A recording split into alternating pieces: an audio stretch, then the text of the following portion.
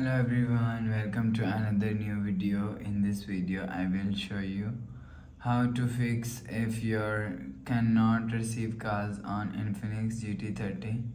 Let's start the video. If you want to fix this problem, go to app library, click on settings app. Now in setting, scroll down to and click on system, reset phone, reset all settings, click on reset, enter phone pin, click on this icon. You will see your problem is solved.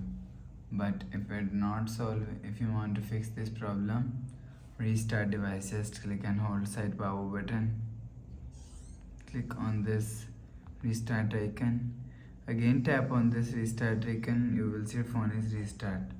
After restarting, enter phone pin. You will see your problem is solved. But if it not solved, so click on settings app. Now in settings, click on sound and vibration, click on do not disturb, and make sure turn off do not disturb mode.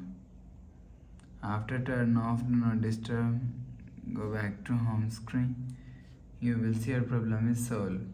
But if it doesn't fix this problem, so reinsert SIM card, remove SIM tray, and again reinsert SIM card. You will see your problem is solved. So please subscribe for more new latest videos. Thanks for watching.